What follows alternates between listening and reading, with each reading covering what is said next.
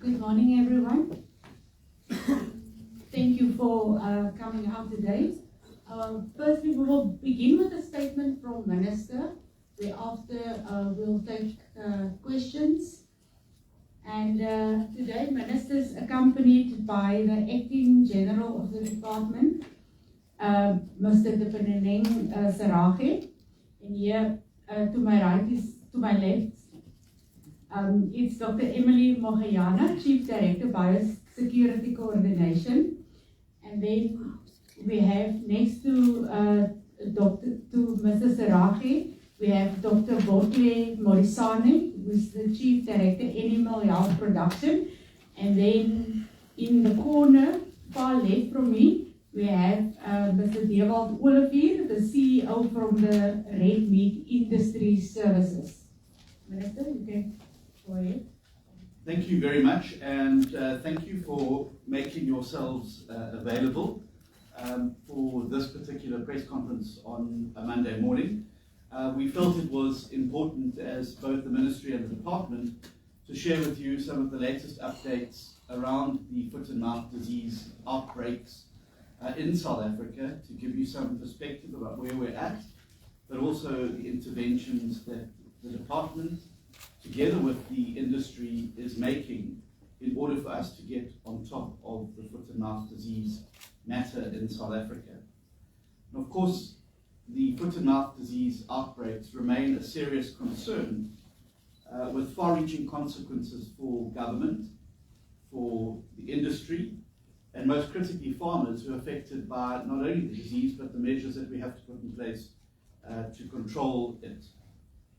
I wish to update all the role players on where we're at the moment and the status of FMD outbreaks in the country.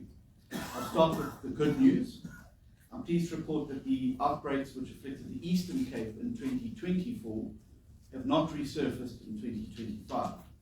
The last outbreak in the Eastern Cape occurred in September 2024, and following extensive surveillance around the affected areas, the disease management area, which is the geographic disease management control area that's designated by Gazette, was lifted on the 4th of July 2025.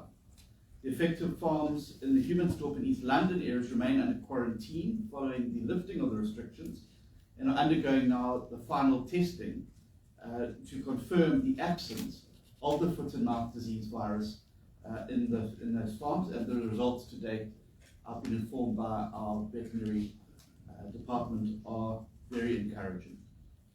I think it's important that we express gratitude to every individual and institution who contributed to resolving those outbreaks. Farmers there adhered to the quarantine conditions despite the hardship that this imposed. Agri Eastern Cape supported government in monitoring livestock movements into and out of the affected areas, and veterinary service officials worked tirelessly to meet the regulatory requirements. And this success story, and I think it's important that we note it as a success story, was made possible through dedication, cooperation, and partnership. I think that's very important to note. Equally encouraging is the situation in the Limpopo province, where all outbreaks were resolved in August 2023, and the disease management area was also rescinded by us on the 4th of July 2025. I wish to also re-emphasize that the Northern Cape and the Western Cape remain foot and mouth disease free, with no cases detected and no animals vaccinated.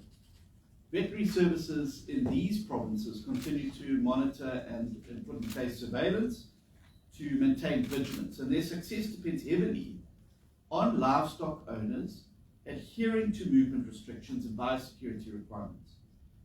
Infection is most often spread through livestock movement, and therefore producers must play their part in keeping these provinces in the Western Cape and the Northern Cape free of foot and mouth disease.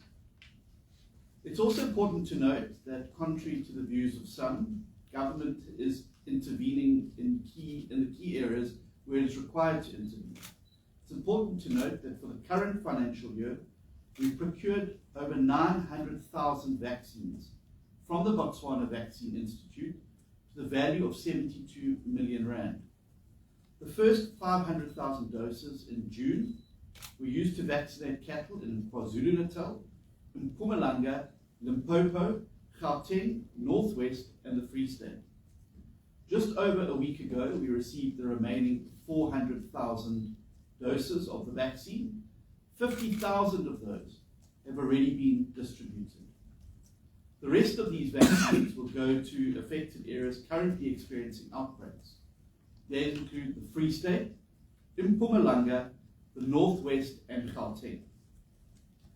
Now let's delve into the outbreaks that have taken place this year. At the beginning of 2025, active foot and mouth disease outbreaks were confined to KwaZulu-Natal. Unfortunately, by the end of May 2025, new outbreaks had occurred in other provinces. And as we sit today, there are 274 unresolved outbreaks across KwaZulu-Natal, Gauteng, the Free State, Northwest and Mpumalanga. Positive cases have been confirmed in all cattle farming systems, commercial beef herds, breeding animals, feedlots, dairy cattle, and communal herds. In KwaZulu-Natal, the outbreaks have continued to spread westward with confirmed cases in Dundee, Danhausen, Newcastle, Alfred Duma, Okashlamba, Mshwati, Edumbe, and Imadlangeni local municipalities. Fortunately, the disease appears to have abated in the eastern part of the disease management area, though 180 outbreaks remain positive in the province of KwaZulu-Natal. The virus spread from KwaZulu-Natal into Mpumalanga occurred via an auction that took place in February 2025. By late May 2025, additional outbreaks were reported in Gauteng, the Northwest, Western Mpumalanga, and Free State. Investigations and forward and backward tracing suggest both farm-to-farm spread and pinpoint introductions associated with livestock movements where isolation protocols were simply ignored and not observed. The current numbers are Gauteng with 54 outbreaks, the Northwest with 26, Mpumalanga with 9, and the Free State with 5. Given the rapid scale of the increase, particularly in those provinces, the Department of Agriculture on the 21st to the 22nd of July, together with the ARC, convened a Bosberaad under the theme, and I quote, "Building a resilient system to fight foot and mouth disease," unquote. Over 400 stakeholders from government, academia, industry, and research institutions participated. This was the first time that so many different players across the livestock sector had convened. In my keynote address at that particular function, I highlighted that the current approaches are fragmented and lack sufficient enforcement and coordination, contributing to the persistence of the outbreaks that we've been seeing. Measures proposed at that particular Bosberaad included revising controlled zones, expanding capacity for sampling and diagnostics, and increasing access to vaccines.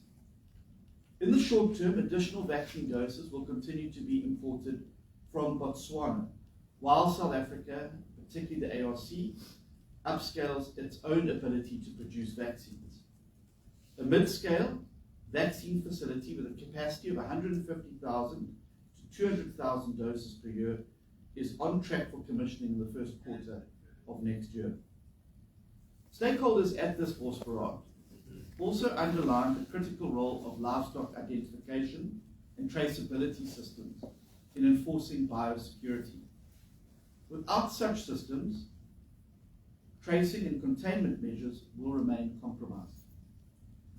3 options were debated at the foot and mouth disease Bosberaad. The first was to just simply declare foot and mouth disease endemic across South Africa. This was rejected by all the players due to the severe economic and trade implications and consequences that this would have. The second was maintaining the current model that we've been using for the last 10 years, and it was felt that although this is feasible, it was far too resource intensive for us to be able to manage effectively. The third option was therefore adopting the Progressive Control Pathway, the PCP, to gradually regain foot-and-mouth disease-free status in South Africa. The Bosberaad recommended a phased, multidisciplinary approach, combining a stronger system of existing controls with the PCP framework. This will be underpinned by legal reform, domestic vaccine production, improved diagnostics, livestock identification systems, and of course, collaborative governance. Immediate actions include scaling up vaccine production, and as I said, we hope by the first quarter of next year that we'll be able to produce our own vaccine. Accelerating livestock identification, and this has now become imperative, and I would urge those who are still resistant to a proper track and trace system in the country to understand why it is so important. We need to expand our diagnostic capacity, and we need to intensify awareness and education around foot-and-mouth disease. Medium to long-term interventions that government will be making include infrastructure investment, regional cooperation, and sustained funding for veterinary services and research. Research gaps, however, do remain, particularly around buffalo as carriers and SAT, Southern African Territory strains. Questions such as the feasibility of vaccination of buffaloes will require further study. Key minimum measures identified by the Bosberaad and contained in the report that arose from that particular set of engagements included a unifying foot-and-mouth disease protocols under a national plan. So everybody is absolutely certain about what the plan is and how we're going to get on top of it. Rebuilding vaccine production capacity and training skilled staff, deploying rapid tests in field, and reducing laboratory turnaround times to make sure that we are able to respond far quicker when we have suspected outbreaks, expanding animal identification systems to regional benchmarks, strengthening our research through the ARC and others around local strains and post-vaccination immunity, and securing sustainable funding across the entire value chain. Also, reassessing outdated or unsupported policies such as the fifth quarter disposal, which has been an impediment to people wanting to report and deal with this particular virus in the past.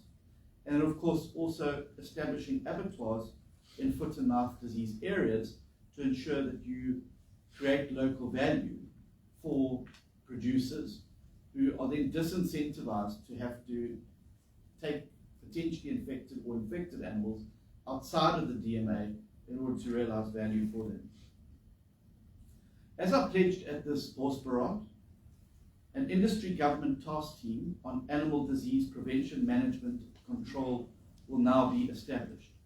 And I wish to make the announcement today about who will be sitting on this incredibly important team. Government and the department, the ministry, will be represented by Dr. Emily Mogajani, who's the Chief Director, Biosecurity Coordination, Dr. Modasani, Chief Director, Animal Health and Production, Dr. Nomsa Mnisi, the Director of Biosecurity Support Services, Dr. Thembisi Kakane, who's the Chief Director of Veterinary Services in KwaZulu-Natal, Dr. Becky Clele, Chief Director, Veterinary Services in Mpumalanga, no relation, Dr. Winton Rabalo, Director of Veterinary Services, Gauteng, Dr. Baratang Lubisi, who's the Research Team Manager at the ARC, Dr. Moses Mabunda, the Director of Veterinary Services in Limpopo, Dr. Marietta Swanapu, Deputy Director, Secretarial Support, Dr. Eseke Ngoveni, State Secretariat Support.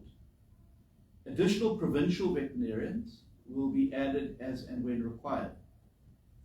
The red meat industry services, because government cannot beat this disease on its own, it requires a partnership and whole of society approach to resolving it.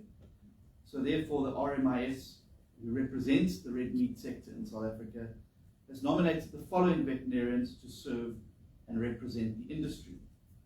Professor Dietmar Holm, who is the head of bovine herd health at the University of Pretoria. Dr. Dirk Verwoerd, specialist in infectious diseases of intensive production systems, with emphasis on vaccine development, surveillance and diagnostics. Dr. Jacques Marais will represent the dairy industry. Dr. Anthony Davis, who will represent milk processors. Dr. Adrian Olivier, who will represent the ostrich industry. Dr. Amanda Boertes, specialist in FMD and ASF diagnostics and molecular epidemiology. Dr. Mark Chimes, who's represents the dairy sector, and he's the chairperson currently of the Tuberculosis and Brucellosis Steering Committee. Dr. Peter Evans is a specialist in the eradication of the PRRS and ASF outbreak management, and Dr. Sean Morris, who's a feedlot specialist. Dr. Bati Dungu, member of WOHA, which is the World Organization of Animal Health Scientific Commission, member of the AU PANOVAC Steering Committee, and an AU ABAR expert panel on animal health and disease control. Dr. Dani Odendaal, a ruminant veterinarian specialist. Dr. Gerhard Neutling, export and abattoir specialist. Dr. Francois Marie, specialist in vaccine design, testing and diagnostics. Dr. Livio Heath, who's specialist in diagnostics, epidemiology, but also, importantly, international trade relations. It is important to say that this task team will report into the value chain roundtable established by the Agriculture and Agro-Processing Master Plan. That roundtable consists of all value chain stakeholders in the sector. Finally, I want to stress that compliance with legislation and biosecurity protocols is not optional. There are far too many reports of farmers moving cattle showing clinical signs of disease, or just simply treating them privately and not reporting them. This is deeply concerning to us and is highly irresponsible, because such behavior can cause huge economic harm to far too many of our producers and the sector. These actions not only contravene legal directives, but also risk entrenching foot and mouth disease as endemic in South Africa. We therefore call on all livestock farmers to cooperate fully with veterinary officials, to report suspect cases immediately to state veterinarians, and to absolutely refrain from moving animals showing clinical signs. Much like banks are required to know their clients, so too should abattoirs, feedlots, and others in the sector make absolutely sure that they are purchasing animals from a reputable source and from individuals who are as committed as they are to ensuring that we control foot and mouth disease in South Africa. One of the major reasons why the disease spreads is through agents and speculators who pick up animals and move them as quickly as possible into auctions or feedlots in order to try and maximize their profits, with very little effort shown in a duty of care to ensure that they are doing what they need to do to play their role in curbing the spread of foot and mouth disease. The reality is that biosecurity is everyone's responsibility, and it's only through collective discipline and cooperation that we can work together as government, as the sector, as industry players, as the value chain participants, and as well as the producers, to ensure and secure the future of South Africa's livestock industry. I believe that the Bosberaad and the various numerous recommendations flowing from it are going to form the basis of a new approach to tackling foot and mouth disease in the country. And I am absolutely sure that if we can get everybody to adhere to the regulations, if everybody plays their part and accepts that biosecurity is everybody's responsibility, then I believe we can prevail over foot and mouth disease. And I believe that with the interventions by government allied with close cooperation with the industry and sector, that we will be able to ensure that South Africa does move to becoming a foot and mouth disease free country again, and regaining that status and ensuring that the world opens up to our beef, which we all know is amongst the best quality in the world. There are huge markets out there waiting for us, and we need to make sure that we resolve these issues at home in order to open up the huge opportunities and bounty that lies abroad for producers, farmers, livestock auctioneers, feedlotters, abattoirs, and exporters. That should be the incentive that we all have to ensure that our beef and red meat sector prevails and thrives in the new global context. Thank you very much. I'm happy to take any questions that you may have.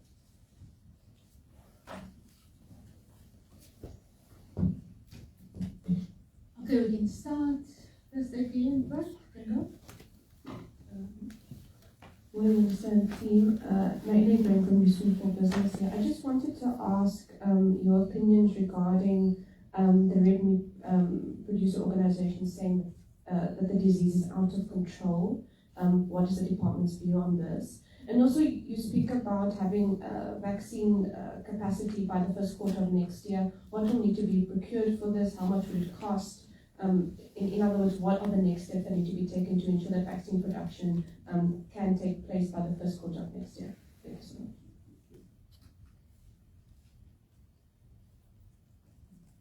anyone else now for a question?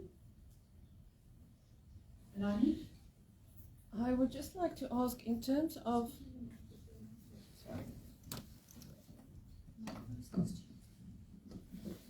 there's one right next to me, sorry guys. In terms of animals walking around in communal areas or outside of towns, there's a lot of complaints that we hear from our readers that nothing is being done to those animals and they can also spread the disease. Is there something included in this plan to also work with those animals? Minister? And I think also maybe Deva, if you want to, the first question to respond on that as well. Well, let me just say I disagree with RPO's assessment that this is out of control. Yes, we've got outbreaks of this, but I also want to dispel the notion that it's government going around with a bucket of FMD spreading this disease around the country. It is people in the sector that are moving animals outside of the protocols, are conducting auctions outside of the protocols, and selling animals outside of the protocols. So, I think rather than pointing fingers, I think now is the time for organizations, particularly organizations like the RPO, who are also players in the value chain roundtable, to actually put some solutions on the table. If it is out of control, as you say, what measures are you taking with your own members to ensure that they adhere to the biosecurity regulations in the country, that they are participating in and with the rules? It is only because people disobey the protocols and the rules that foot and mouth disease spreads, as we saw in the Eastern Cape, where people adhere to the rules, where there's a high degree of cooperation between government and organized agriculture and the like, that we have a huge success in beating. It's when people continue to operate outside of the rules and outside of the regulations that we end up with those particular issues. And so my message is to all of those, and they are not alone. There are other organizations who represent farmers who are always very quick to point a finger to government. But you've got to ask yourself, what measures are you taking within your own organization to educate and ensure adherence to the regulations? Because ultimately, when you have a few players who don't play by the rules, it causes significant economic damage and harm to those others who do play by the rules, and puts the whole value chain at risk. And a value chain is probably the best way to describe it, because just like a chain, if you have one break in the chain, it will pull the whole thing apart. And that's why each link in the chain needs to be playing their particular part and role in ensuring that that we get on top of the virus. I think it's also be very clear from the Bosborough that we have a different approach to dealing with foot and mouth disease now, and we are going to move determinedly to a situation where we get FMD not only under control, but to a point where we will begin to be able to open up export markets particularly, and incentivize the value chain even further going forward. The ARC has been in the process of developing the vaccine for a number of years. They believe that in the first quarter of next year we can start production of that vaccine. And obviously, Mr. Sarache and Dr. Mogajani and Dr. Modasani and others are monitoring that very, very closely. And we're committed to providing the resources that are going to be necessary in order for us to achieve that.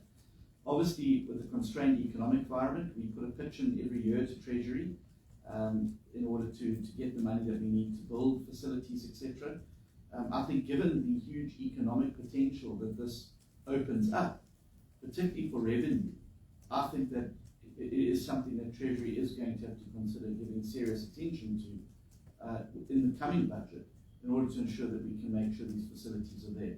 We also see huge opportunity for us to become the vaccine supplier of choice on the African continent if we're able to get the vaccines which cover SAT 1, 2 and 3 available, product produced and out the market. But of course, our primary focus will be on the ability to be able to vaccinate domestically. Alani, managing communal herds is obviously an incredibly difficult process. As we've seen in some challenging situations in the Northwest and others, we are vaccinating communal herds, and vaccines have been provided to try and make sure that we can conserve that. But obviously, this remains something that's going to require a much higher degree of consultation, cooperation, and again, bringing on board local authorities, bringing on board traditional leaders, and bringing on board government departments to make sure that facilities that are provided to ensure that there's proper fencing and movement control of those animals. But that ultimately we need a track and trace system in the country that would cover all animals. And I know that RMIS have been working incredibly hard on that system, and I don't know if Gerald, you want to come in and talk about that briefly around how that system would work, but I know that it is also intended to cover communal herds as well.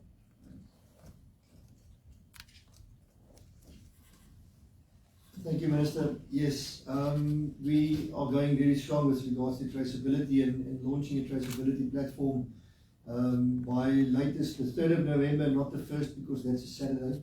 So we said on Monday the 3rd we'll be launching the platform. It is actually going very well, and specifically with regards to the message on communal cattle or small-scale farmers, we've included them into that system whereby they can register and get a production unit number, and we understand where they come from. So a lot of the focus that we're currently developing is specifically on those small-scale farmers and including them into our system. So yes, thank you, Minister. It's going actually very well. Do you want to add anything, Mr. Sarache? Yes, thank you, Minister. I think what the point we want to make is that going forward, it's going to be impossible for anyone to trade in livestock if it's not registered. So as soon as we start rolling out the what we call LEADS, Livestock Identification and Traceability System, anyone who does not have their animals registered, they may not, because they may not be able to trade in them, because one will not allow them to be admitted in an auction. And so members, especially in the communal space, are really encouraged to make sure that they have their animals registered. So in future, anyone whose animal is not registered may not be able to trade in it. Do you want to add anything? Yes, we can take it. Thank you, Minister. I think the most important thing is to work together, particularly with the media, as we did in 2000 when we were controlling FMD in Cape Padal. The challenge is when we all communicate at the same time, because the international world is looking at us.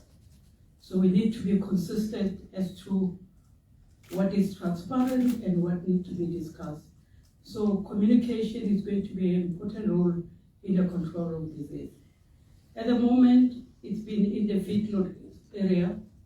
The biggest challenge also is when it spills over to the communal system because of lack of infrastructure in the communal system. So we have to work closely with industry and the farmers on the ground. One of the bigger problems in the communal areas, if I may abuse your question again, Alani, is that movement outside of them is generally incentivized because it's mainly in rural areas and people lack the ability to have abattoirs where they can process that meat. And therefore they're incentivized once a DMA is approved to try and get the animals out of that area to be slaughtered so they can realize value. One of the issues that came up very clearly in the Bosbraak was development, and this is where government is probably going to have to intervene, is development of abattoir facilities that can process FMD animals or animals that have been treated for FMD through that particular facility. Once people are able to locally realize value, it's less of an incentive for them to move their animals outside of the DMA in order to realize value. And that is also a large part why we see that. And the reality is in places like KwaZulu-Natal, the Eastern Cape, even the Northwest, you can't put a roadblock on every single road, and people will find a way to get the animals out of a disease management area or to avert detection. And so that is why we have to incentivize good behavior and disincentivize bad behavior. And I think that's going to be the key to dealing with it going forward. Last round of questions. Paul? Morning, Minister. Paul Vicchiati from Bloomberg. The Agricultural Chamber of Business reported the Agribusiness Confidence Index dropped 2 points. Not as badly as people thought.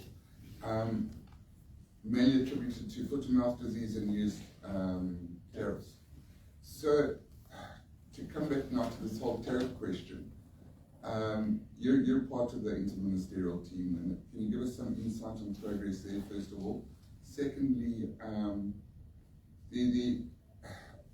those tariffs and foot-and-mouth disease are expected to impact significantly in the next quarter and possibly the quarter afterwards. So are you gearing up for that as well? Thank you. Yeah, thank you, Paul. Obviously, you have domestic shocks and then you get geopolitical shocks. We don't have much control of the geopolitical shocks, and I think that South Africa, like at least 14 other countries, finds itself in a position where local agricultural production will be impacted by tariffs. I think that if we were assessing the situation solely on trade, I think we've put a big, generous offer on the table to the US, and I think that it covers a large part of their concerns, and I think it's a fair deal for both the US and for South Africa. However, we've seen that these tariffs are not driven generally exclusively on trade matters. We've seen countries like Brazil getting a 50% tariff because of an internal domestic legal process that's underway that involves their former president.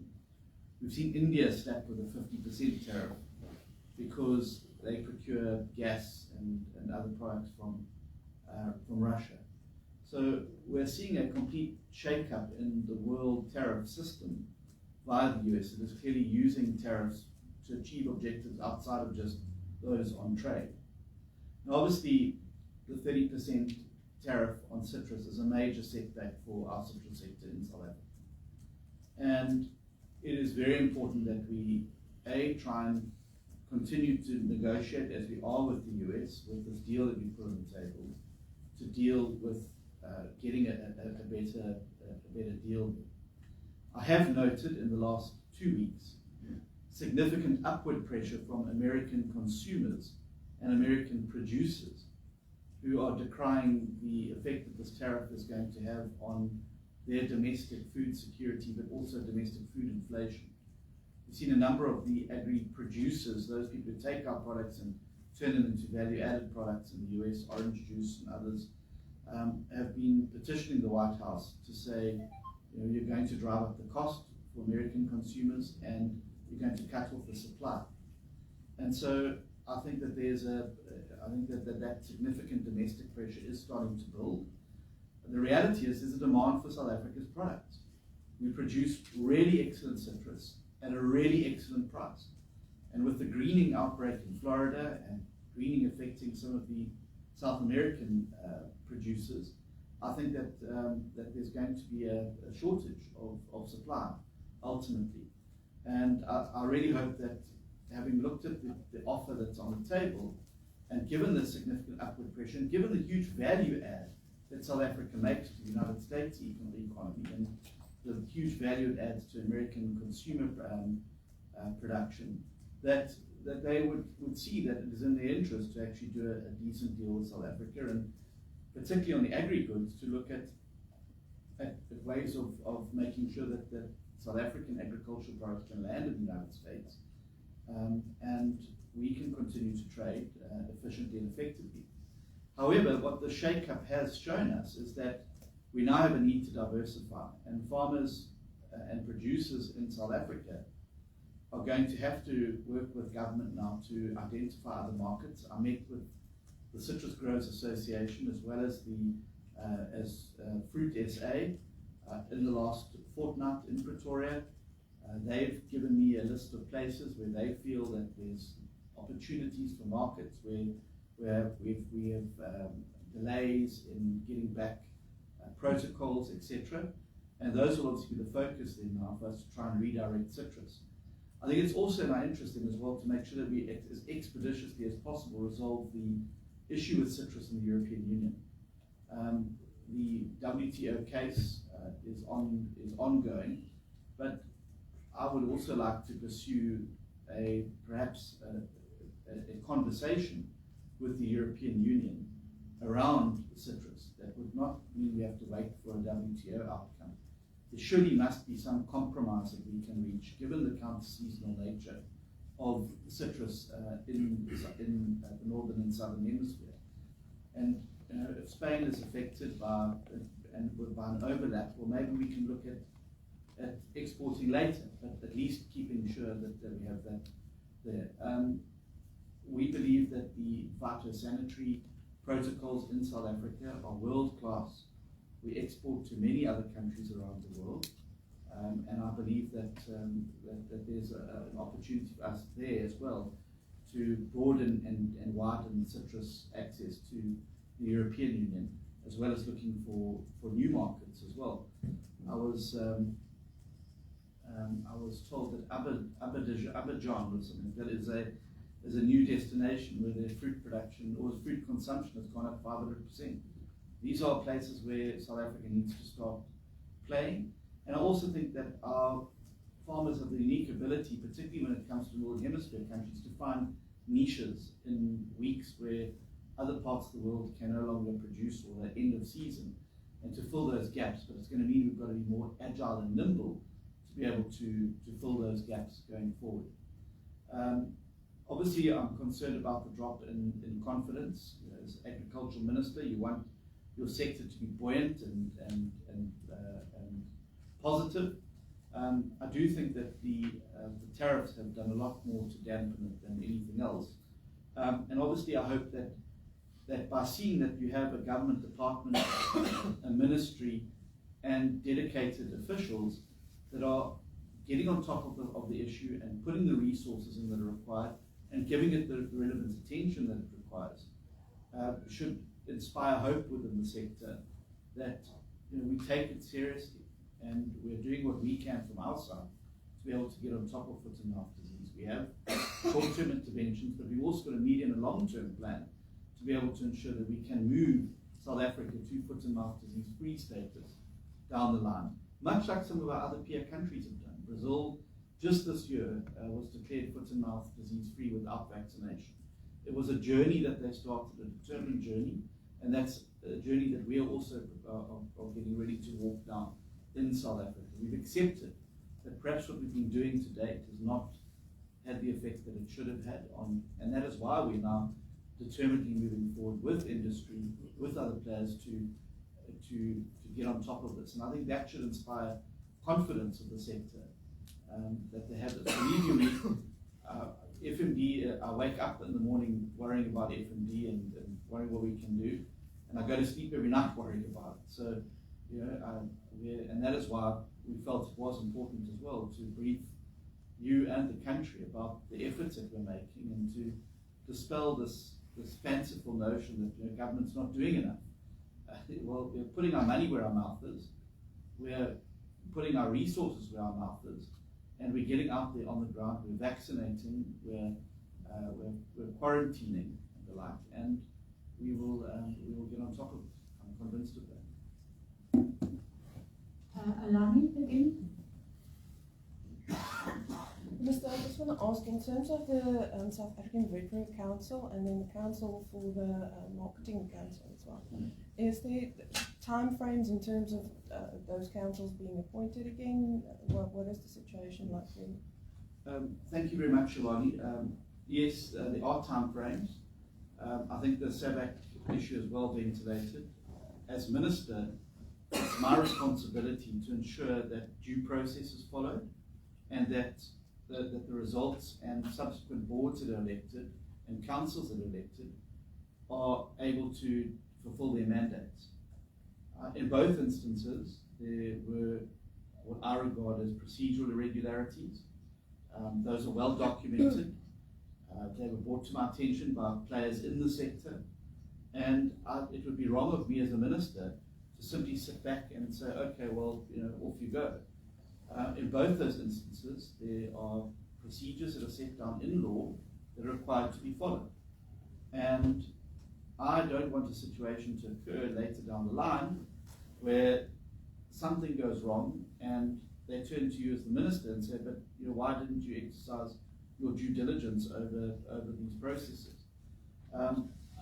I will continue to insist that there is a rerun of the veterinary section of the SAVAC election. There is currently no council in place, but if they were to just rerun that section, I'll be very happy to appoint the council thereafter. It's as simple as that. I'm not going to be bullied or allow a situation where either through threat of legal action or rushing off to other parts of government to simply turn a blind eye to what I regard as procedural irregularities that need to be remedied and rectified. As relates to the NAMC, there was a requirement that the Portfolio Committee be given an opportunity to be part of the process. That didn't happen, and likewise we're rectifying it. So I make sure that when we do appoint those boards, and we have them in place, that they are properly mandated to be able to go out and fulfill the very important functions that both of them do. Nadia? Sorry, just lastly, Minister, I wanted to just ask on the citrus aspect. You spoke about them giving you a list. I understand that for agricultural products, it might take a few years to enter new markets because of phytosanitary requirements, etc. Could you perhaps give us an understanding of where the new places could be and how government, in terms of the requirements, could sort of speed up that process to enter the new markets? And then just secondly, with the ARC, sorry again, you spoke about putting forward a sort of message to Treasury to allocate money for this venture. Is there any number or sort of diagnosis you can make to say, okay, this is how much we need from Treasury in terms of FMD vaccine production by the first quarter of next year?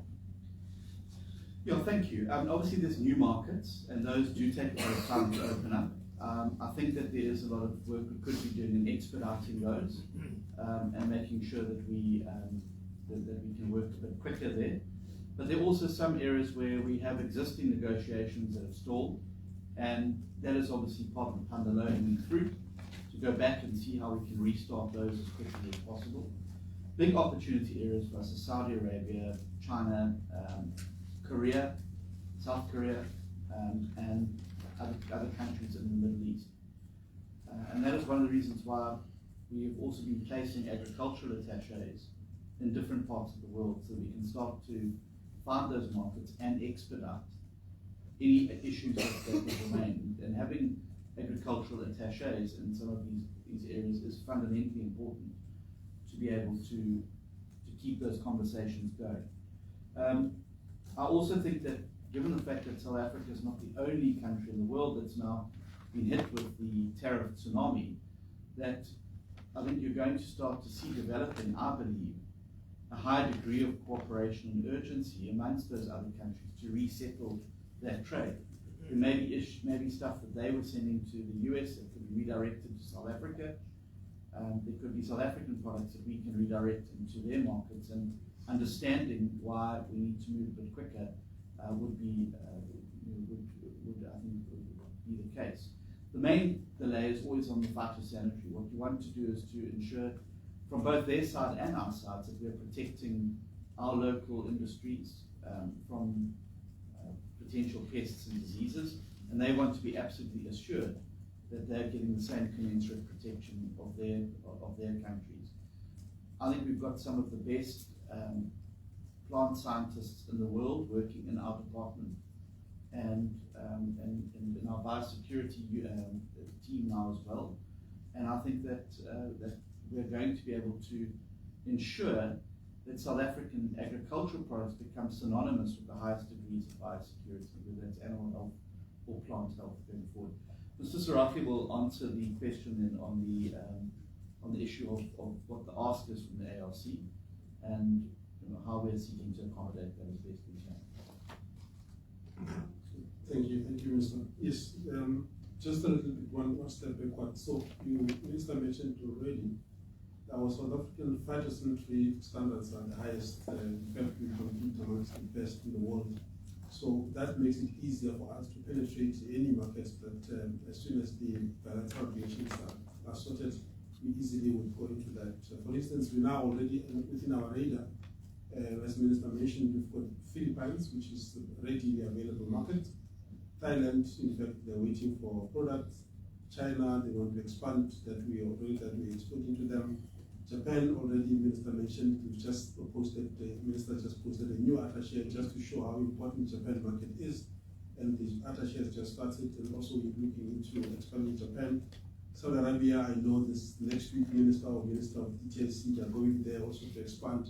So all these countries, the work has already been done, the phytosanitary scoping and the pest risk analysis that normally precedes the export market, that has already been done. So just a question of finalizing the relations part. So there's markets already, if you were to be asked to immediately divert exports that were intended for the US market. But like the Minister said, our intention is not to divert, is to have the product the US source it so that they can continue to export to them. There's a lot of products, also South African products that are queuing. Some that we don't mention regularly is that on part of the work that we've been doing with the US before the tariffs was that we had an agreement on the number of products, South African products that we wanted to export to the US.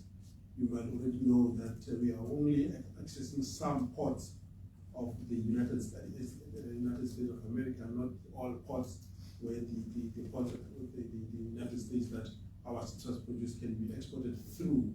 So one of the discussions is that we need to have that done. We also have avocados that all the technical work was done, we're waiting for that to go through. But if they don't get to make it to the US, our phytosanitary regime and the standards are the highest. We're very sure that any market will be able to meet the requirements. If we could meet the most stringent one, being the European Union, others would easily be met. Thank you. And the AOC, the cost of the cost of the FMD facility at the ARC. What happened is basically the money that was allocated to the department some years back, we kept it and we wanted to build a facility, and over time, inflation and everything else going up, we've then not been able to construct the facility. At the moment, we've got almost about 600 million, and we require 1.2 billion rand to be able to start a vaccine production facility within the ARC. We're looking for funding, and I know ministers going all out to look for funding. As soon as we get money funds that look possible, we will then immediately commence. So it's not like we're starting from zero. We do have some money, but we want to have the whole budget available so that when we start, we're able to complete the process within the shortest time possible. Paul, do you want to ask? No, sorry, Minister, you mentioned the greening effect. What do you mention by that?